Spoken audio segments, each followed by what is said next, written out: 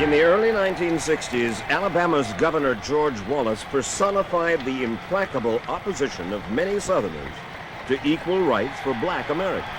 And I say segregation now, segregation tomorrow, and segregation forever. And a few years later, when he ran for president, that segregationist message, dressed up as an attack on big government, transformed the face of American politics for decades to come. George Wallace's success nationwide revealed an uglier side of America, white opposition to the black push for equal rights. In the mid-60s, race riots broke out in city after city, and a new, more militant generation of black leaders emerged. Their cries for black power dramatically intensified opposition from whites in all parts of the country.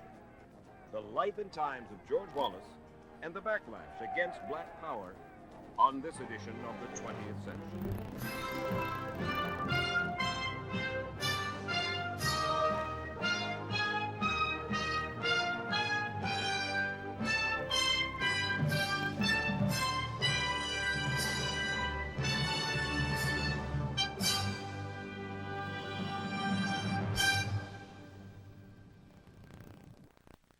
I'm Mike Wallace. He was a divisive man in a divisive time.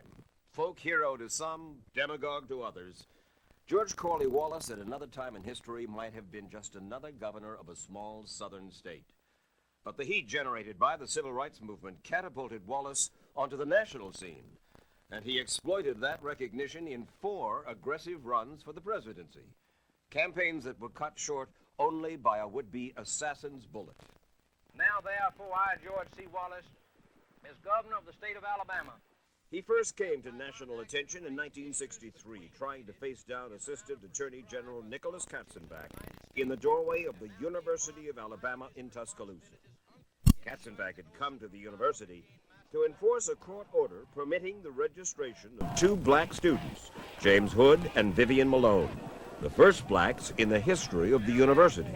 Do hereby denounce and forbid this illegal and unwarranted action by the central government. Governor, I'm not interested in a show. I don't know what the purpose of the show is. I am interested in the orders of these courts being enforced.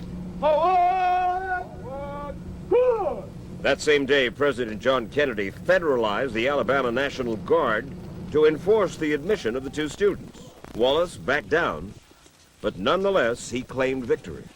We are winning in this fight because we are awakening the American people to the dangers that we have spoken about so many times, which is so evident today, the trend toward military dictatorship in this country.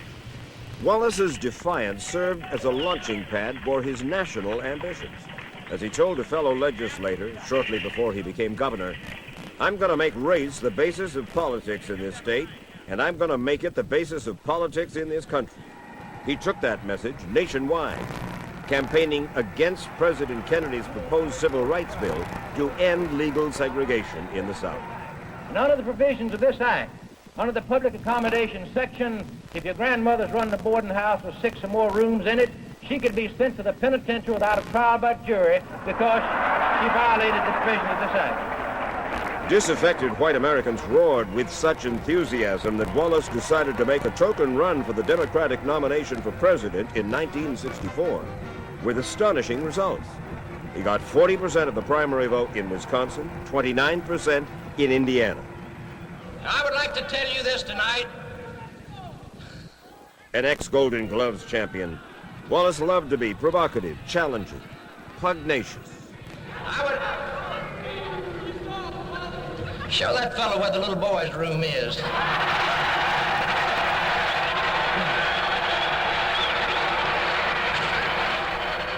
When I came to this state, they said we're not going to get any votes.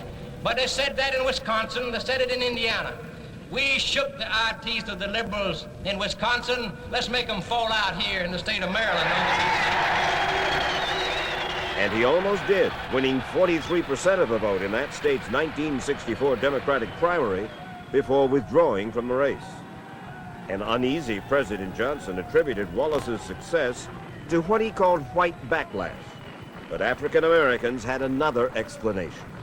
What Wallace is doing here in Maryland, what he has done in Illinois, what he has done in other states is provide the traditional opportunity for keeping Negroes in their place with the traditional theories of race relations, the boogeyman theory of race relations.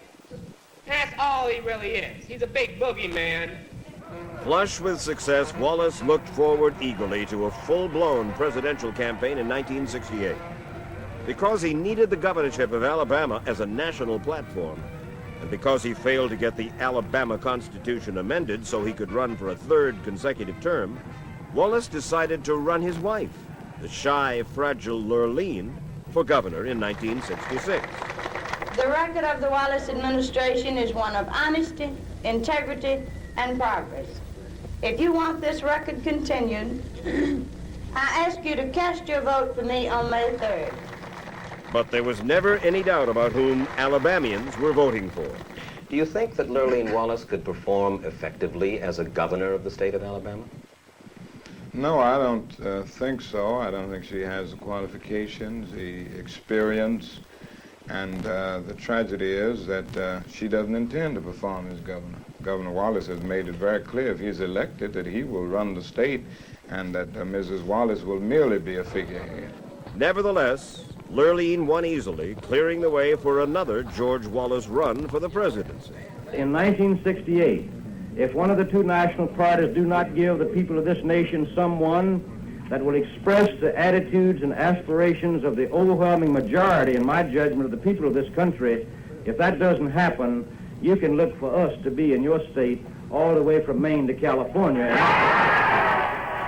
George Wallace came to town last night for the obvious reason. As his press secretary said yesterday, you don't think the governor would fly all the way up to Washington, hire a hall, and then announce he wasn't going to run, do you? So the United States will again be treated to or punished by its first three-way presidential race since 1948. Wallace formed the American Independent Party to run against Republican Richard Nixon and Democrat Hubert Humphrey. The country Wallace faced had changed dramatically since 1964. Vietnam had split the U.S. in two. Urban rioting dotted the cities. And by now, Wallace's message had broadened to reflect the unease many Americans felt at the direction of the country. They have never paid any attention to the aspirations of the average man on the street, to the oil worker, the shipyard worker, the auto worker, the communication worker, the little businessman, and the white-collar worker. They have said, no, we're going to bust your children. No, we're going to tell you who you can sell your property to. Wallace appealed to whites who were afraid that whatever progress blacks made would come at their expense. I think he's one of the greatest men that I've heard in many days. He's the greatest American, past, present, and the future. In a time of social change, Wallace skillfully played on people's fears about unrest, upheaval.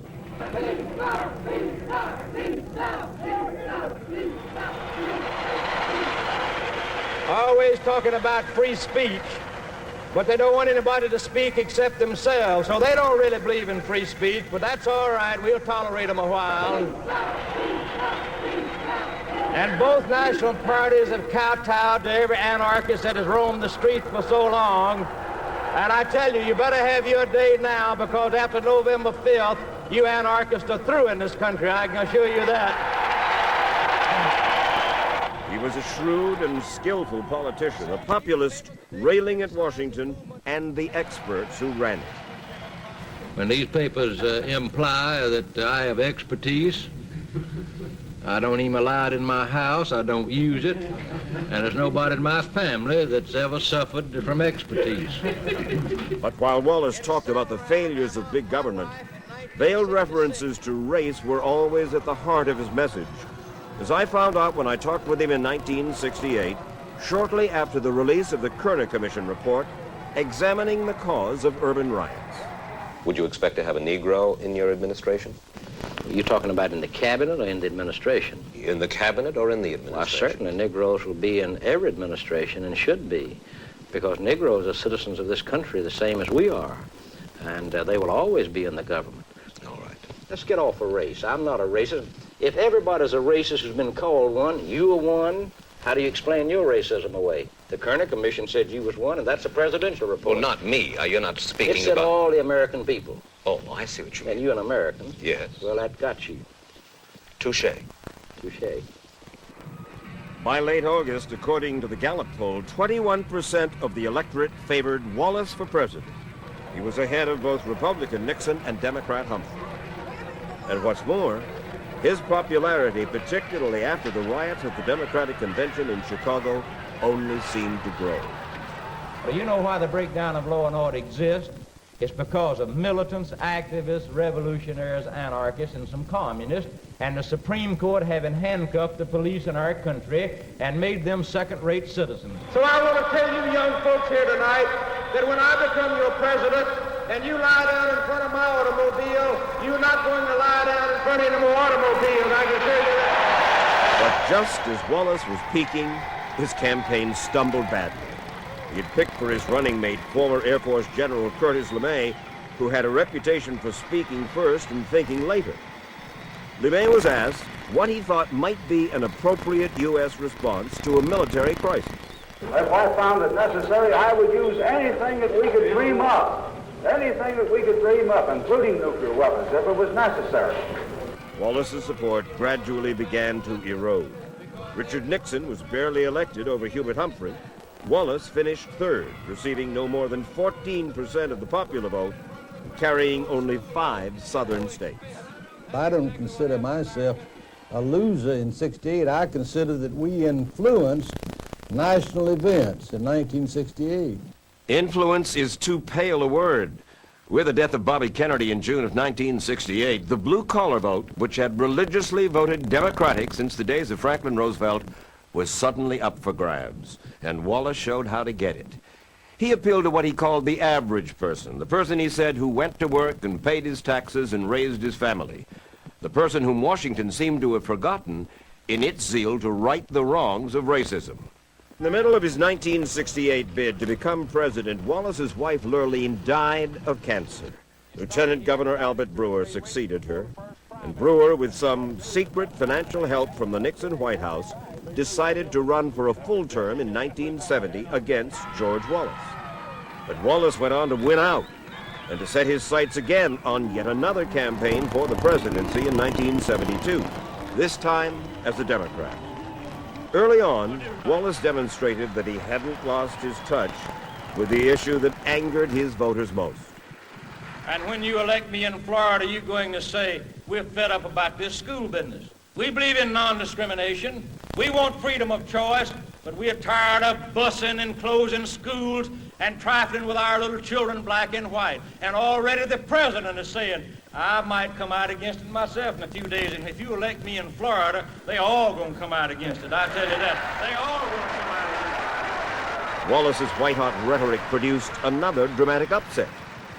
George Wallace, the big winner of the Florida primary with 43% of the vote.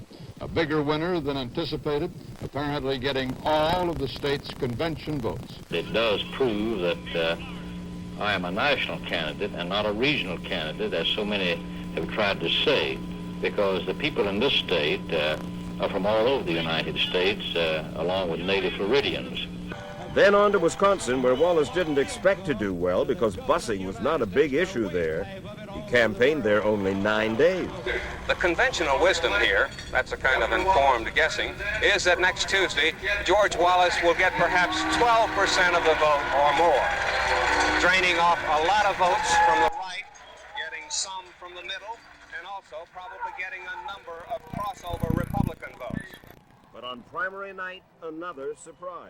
Wallace got 22% of the vote, coming in second to South Dakota Senator George McGovern. I didn't run because of you. I was only your voice, and I am now your candidate, and I'll continue to be your candidate, but God bless all of you folks for helping us here in the great state of Wisconsin. Thank you very much, ladies and gentlemen. Every 4 years, it seems, the Alabama governor runs for president, and every 4 years he picks up just a little more steam. This year, busing, taxes, welfare. And the darkling notion in the land that perhaps the Washington establishment really doesn't know quite what it's doing is apparently attracting more voters than ever before to maverick George Wallace. Send them a message that I'm fed up to hear in paying welfare loafers in the sun of my hard-earned money here in the state of Tennessee. He was on a roll. He came in second in Pennsylvania, second in Indiana, first in Alabama and Tennessee. It was hard to see how he could fail to play a major role at the 1972 Democratic Convention. But then... Ladies and gentlemen, the next President of the United States, the Honorable George C. Wallace! The previous week, Wallace had dropped airport appearances in favor of shopping centers because there were people at the malls. On May 15th, he was in Laurel, Maryland, the eve of the Maryland and Michigan primary.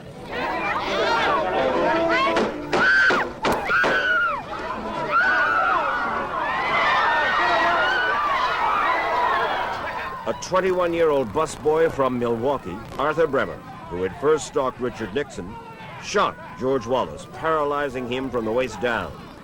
The next day, he won both the Maryland and the Michigan primaries. With his second wife, Cornelia, by his side, Wallace lay in a hospital bed with more popular votes than any other Democrat. I was warned many times they hope I would stay out of crowds. It always worried them about my being in crowds, and of course I got into a crowd and I'm in a wheelchair. But while he would go on to win a few more delegates and another 3 million primary votes, George Wallace's campaign was effectively over. For the arrival of George Wallace, a dramatic moment. Victim of an assassination attempt on May 15th in Laurel, Maryland. In short time, he has recovered enough from his injuries to make it here to this convention, to this platform. I am here because I want to help the Democratic Party. I want it again to become the party of the average citizen in this country as it used to be, and not the party of the intellectual pseudo-snobbery that has controlled it for so many years. Thank you very much, ladies and gentlemen.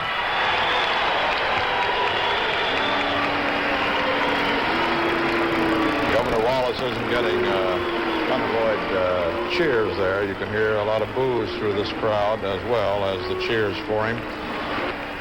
Do you ever think about that time and what might have happened had you not been shot? I think that in 1972, and I think many folks who in the convention know at that time, that had I not gotten shot, I would have been on the Democratic ticket in 72. And I do not believe the Democratic Party would have gone down to the humiliating defeat that it suffered in 72.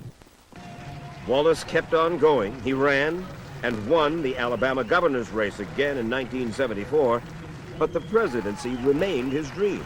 I know the hierarchy of the Democratic Party wish that I would go away to Afghanistan or someplace, as I've said, because I don't think they want me to be involved, but I want them to know that unless they come forward in 1976 and get away from what they had in 1972, the people I represent are going to be very much involved. And Wallace did run again in 1976, but it was to be his last try for national office. The front runner for the Democratic nomination was another Southern governor, Jimmy Carter. That didn't stop George Wallace, though. And I'll keep on standing up for you all over these United States, and someday we're going to win. We're going to have freedom of choice. We're going to have the right to send our children where we want to send them and not where some judge or federal bureaucrat says so. Thank you very much, ladies and gentlemen. But increasingly, the public was focusing on Wallace's health, and his poor showing in the California primary spelled the end of any presidential hopes. Governor Wallace, is this the last day of your last hurrah? No, sir, I have, this is not the last hurrah and not the last day of my last hurrah. The last day of my last hurrah will probably be the last day I spend on earth. Increasingly deaf, subject to constant pain from the failed assassination wounds, Wallace left the Alabama governor's mansion in 1979, proud of what he'd done. Every governor speaks as I used to speak 15 years ago, 12 years ago. Every man in the Congress sounds almost like the George Wallace of '68. Even the president does. Even the members, those who are fixing to run for the presidency, they sound exactly like we did in '68. And that was when many of them said he's a radical, harebrained, wild man. So the wild man tactics and attitudes and positions of 1968 and '72 are now the positions of all of them. But if George Wallace had altered the political landscape, he had also begun to change his own views. Do you feel that the fact that black students are now at the University of Alabama, that it is a better school? I see it's a better school, and the fact that it's better for our society that everybody have an equal opportunity to attend any place they want to attend. That change, political observers said, was caused in part by his paralysis. It had given him a new perspective on what it meant to be an underdog. When Wallace ran and won the Alabama governor's race again in 1982, he attracted significant black support. By then, no Southern Democrat could be elected without black votes. Regardless of your color, we all in the same fix. We have lost our jobs, our businesses. We cannot make ends meet. And therefore, we must join together to see that every black and white Alabamian has jobs and opportunities to go to school. There was one more surprise in 1986. A man who had once symbolized resistance to integration was given an honorary degree by the South's most famous black college, Tuskegee Institute. It is the highlight of my public service career, and I shall ever be grateful and honored. Thank you very much. George Wallace's political career was nurtured by an explosive confrontation he did not create, but one that he skillfully exploited. The collision of the rising aspirations of black Americans and the rising apprehensions of white Americans. The flashpoint was a slogan first heard during a civil rights march in Mississippi and repeated again and again as America's major cities erupted in violence. Black power. You haven't done the right thing by my people. And there were those, principally the black Muslim leader Malcolm X, who said at the time that blacks and whites together, integration was not the answer. Has integration solved the problem or made it worse? When you integrate a white community seeking better housing, history here during the past 10 years has proven that the whites cut out. They flee to the suburbs, and the community that you thought you were integrating soon becomes another all-black slum, another all-black ghetto. Even more chilling to whites were the militant calls for black power from a new generation of civil rights leaders like Stokely Carmichael. From the beginning, whites heard black power as a threat to them. Blacks heard quite a different message. Black power means the power to control your own destiny. That's what black people want. They want to control the community, the economics of the community, the politics of the community. There are two great fears haunting this nation. White people fear something they call black extremism. Black people fear something they call white racism. I don't want to help them. And I don't want them living next door to me for the simple reason that there might be a lot of nice ones, but I got 4 kids, and I don't want them growing up with colored next door to them. The problem is, how long can you keep denying a people freedom and expect them to remain nonviolent?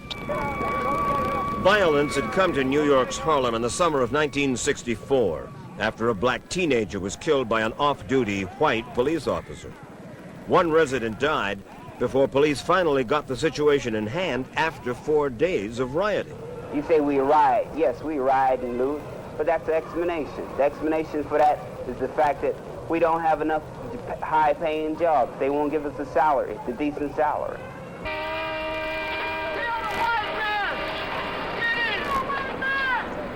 In the summer of '65, the Los Angeles neighborhood of Watts exploded in a 6-day orgy of violence that left 28 blacks and 6 whites dead, and the neighborhood under National Guard occupation.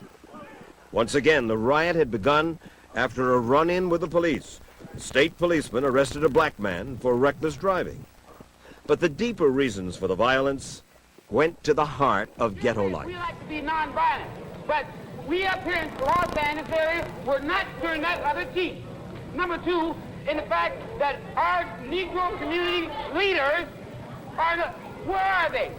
Nonviolent civil rights leaders watched their authorities slip away in the face of so much anger. You all know my philosophy. You all know that I believe firmly in nonviolence. Or maybe some of you don't quite agree with this. I want you to be willing to say that. Whites in Los Angeles wasted no time before buying guns to defend themselves. Los Angeles Police Chief William Parker summed up the frustration many whites felt about the rioters who blamed the system for the violence. We didn't ask these people to come here, and suddenly they want our total community to adjust itself to a small segment that has suddenly come in and taken over a section. I think this is unreasonable. Was it lawlessness, as many whites claimed? Or was it black frustration boiling over? The debate intensified when a riot erupted in Chicago in July of 1966 after police turned off open fire hydrants in black neighborhoods in the middle of a heat wave. There was as much gunfire on the corner of Wood and Lake last night as a Vietnam battlefield. 100 police shot it out with snipers in an all-Negro apartment project.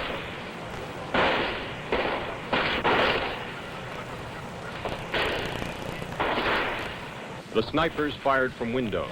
The police blasted back from behind parked cars. I can't tell from that. How many summers like this one do you imagine that we can expect? Well, I would say this: we don't have long. The mood of the Negro community now is one of urgency, one of saying that we aren't going to wait, that we've got to have our freedom. We've waited too long. I would hope that we can avoid riots, because riots are self-defeating and socially destructive. I think white America will determine how long it will be and which way we go in the future. But much of white America was growing impatient with the civil rights movement. When civil rights organizers led an open housing march in Cicero, Illinois in September of 1966, local whites were enraged. They say they want peaceful coexistence. How can they have peaceful coexistence when there's all this trouble? If, let's say, 10 or 20 families moved into Cicero, which is a town of 70,000, they'd get killed. We've been here 30 years and we didn't get anything for nothing. We worked very hard for what we have, and we're still working hard to maintain it. They think their value of their property goes down, and the majority of them feel that we're dirty, and they are afraid, that's all. Well, I don't think they could even afford to live in our area, most of them, what I see marching. What about the people who work right here at Western Electric? Well, there's a lot of good ones here that work here, but still we don't want to mix with them, to live with them. The appeal of Martin Luther King's call to nonviolence had begun to wear thin. After James Meredith, the first black to enter the University of Mississippi, was shot on a Mississippi highway during a march for voting rights, militant young blacks began advocating self-defense. I think it's time for people to begin to form vigilantes and protect one. If one hit one, you try to hit him back. We're so busy caring about them. Yeah, that's right. People don't use the word black power. You scare white folk. How many times they call you nigger? You tell them not to use the word?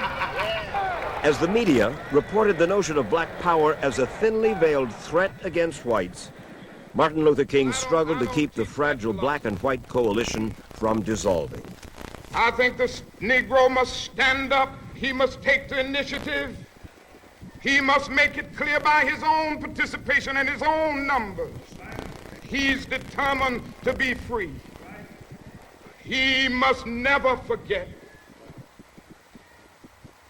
If he is to be free, and if he is to be free indeed, that he needs the cooperation and the support of white persons of goodwill to carry on in this struggle. Suddenly, the word Negro was out. Black was in. A new identity was beginning to take shape, militant and defiant. Are you an American Negro? No. What are you?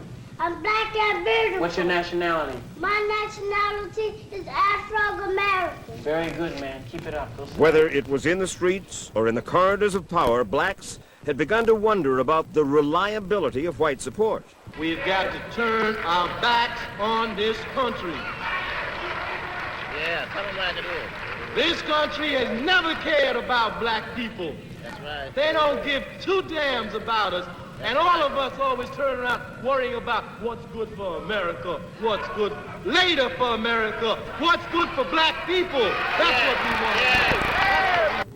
want. Tensions between ghetto residents and what some called the occupying army of the police once again erupted in rioting in Newark in 1967 after police had arrested and manhandled a black taxi driver for a traffic violation. Repeatedly, rooftop snipers pinned down police until the overwhelming police firepower sent the gunmen scurrying for cover. Squad cars were smashed, turned over, and set afire by gangs of teenagers. Molotov cocktails exploded through car windshields, and not even the good humor man was spared. White motorists who dared to move through the flame-lighted streets especially attracted the mob's fury. Now the police have opened up. Police firing up at a sniper with shotguns, with revolvers, with everything they can throw at him. Tremendous barrage of fire.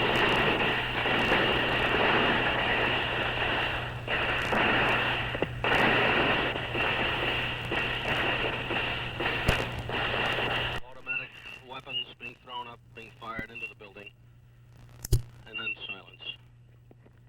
At the end of 5 days of violence, 21 blacks and 2 whites were dead, and the National Guard once again patrolled the streets. 6 days later, the worst yet, Detroit. This is one of dozens of fires which raged through the night in Detroit. These firemen have been here half an hour, and the flames are still licking toward this gasoline station. As night fades to light, 260 fires have been reported, some of them a block longer or more. Fire Chief Charles Quinlan made a first estimate of $100 million damage. Firemen left some areas burning when snipers opened up from rooftops and windows. National Guardsmen and police, tired, nervous, sometimes hungry, fired at targets that vanished like shadows, ordered tenants out of one building, trying somehow to pin down the enemy. The senselessness and tragedy of the Detroit riots can be summed up in what's happening here. The fire has been raging for more than 30 minutes. The people have been evacuated, and yet the firemen are unable to respond. The first fire engines arrived on Harrison Street after almost an hour, too late to save the block of 2-story wood houses. The firemen were calm, but there was near panic among many of their guards. The fear of snipers was as intense as the fire.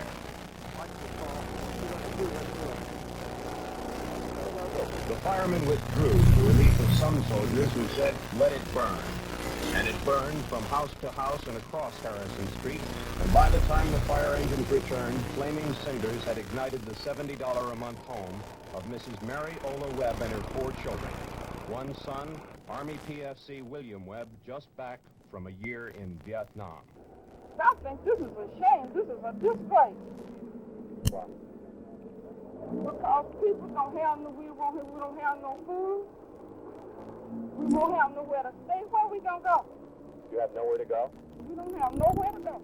Nowhere to stay. By the time the riots had ended a week later, 41 people had been killed, more than 2,000 wounded. The continuing violence spawned more and more radical figures, like H. Rap Brown. We stand on the eve of a black revolution, brothers. Masses of our people are in the streets. They're fighting tit for tat, tooth for tooth, an eye for an eye and a life for a life. The rebellions that we see are merely dress rehearsals for the revolution that's to come. We better get ourselves some guns and prepare ourselves. The call to arms raised the stakes. In the suburbs of Detroit, local recreation departments taught white housewives how to use firearms. Shoot to kill. If they're old enough to violate law, shoot him. If it's my own kid, I'd say shoot him. He deserves it. He should obey law. If there's laws for us, there's laws for Negroes. Let them start obeying them. Martin Luther King was shot and was killed tonight.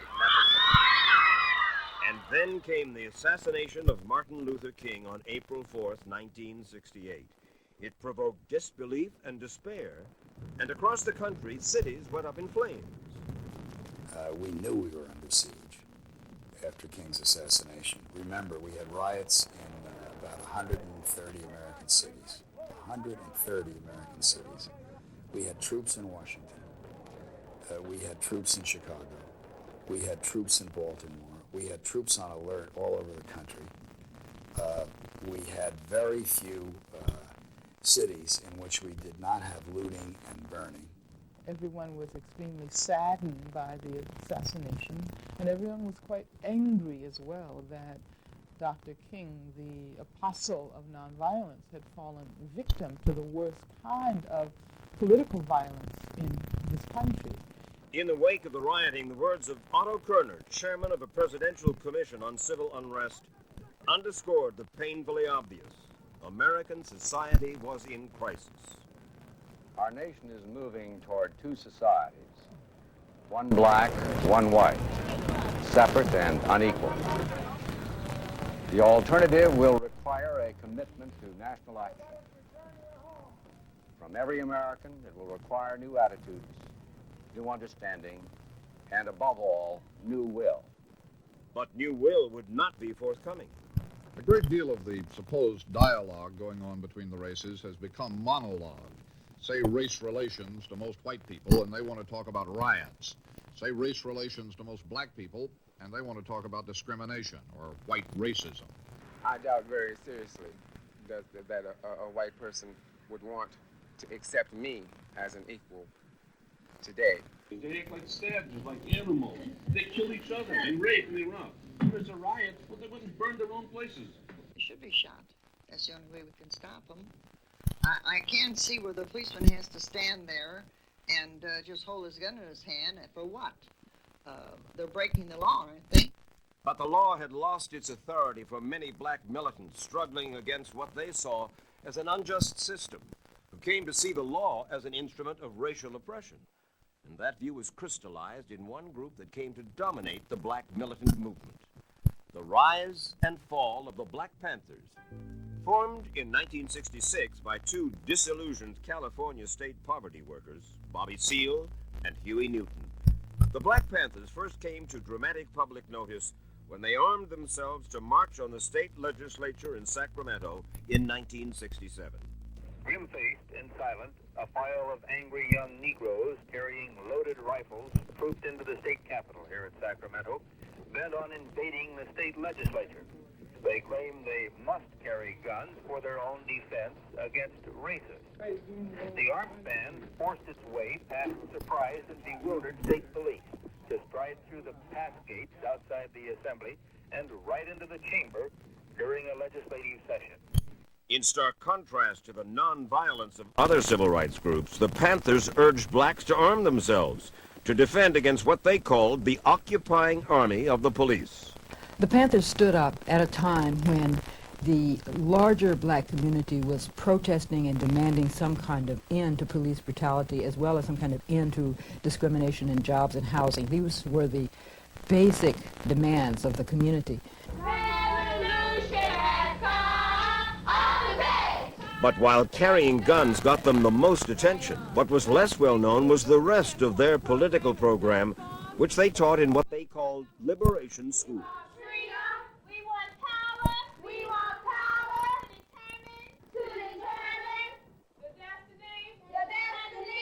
Of our black community. Of our black community.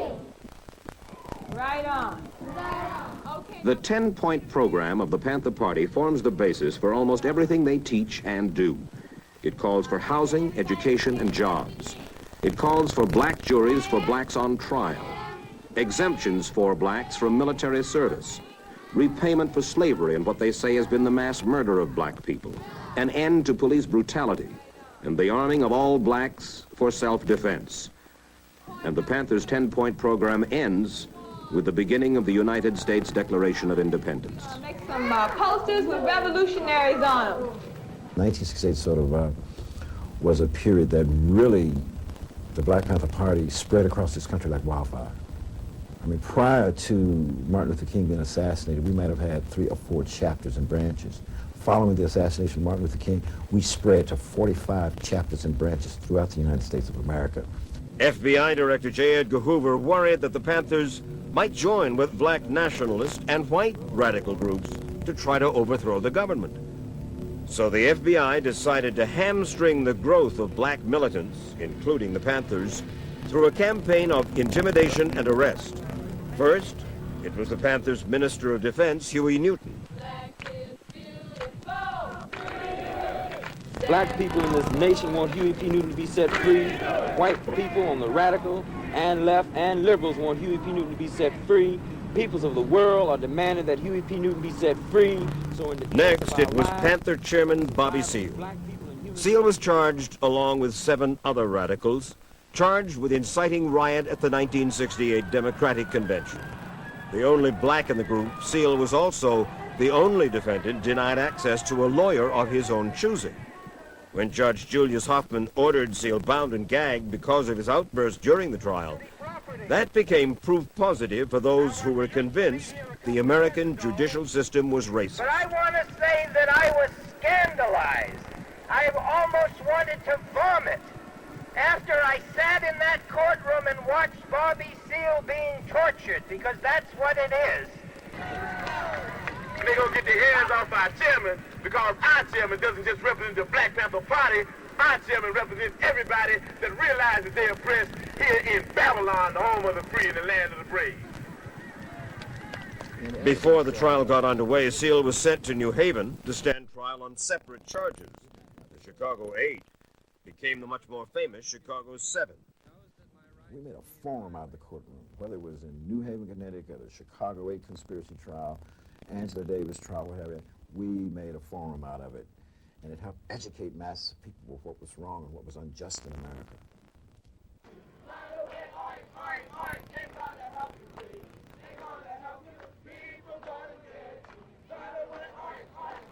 The antagonism between the police and the Panthers was fierce. Shootouts between the police and Panthers seemed to become routine in many major cities. Between 1968 and 69, the Panthers claimed that 28 of their members were killed as a result of police actions, including the FBI-sponsored raids that resulted in the deaths of Chicago Panthers Fred Hampton and Mark Clark. State's Attorney's police arrived at Fred Hampton's West Side apartment, half a block from Panther headquarters, at 4:45 this morning. They had a search warrant authorizing them to look for illegal weapons. The State's Attorney's office says its men were fired upon after identifying themselves at the door, and that Hampton and another man were killed in the 15-minute gun battle which followed. 2 policemen and 4 of the 9 people in the apartment were wounded. Hampton's body was found in bed. Panther Bobby Rush charges it was the raiding party, not the Panthers, who did the shooting. Murder. The pigs murdered Deputy Chairman Fred Hampton while he lay in bed. I approve it. I prove it to the world that Fred Hampton was murdered by the pigs. Their lies, their argument to the people can't bear up to the evidence that we have that they murdered our Deputy Chairman in cold blood as he lay in his bed asleep.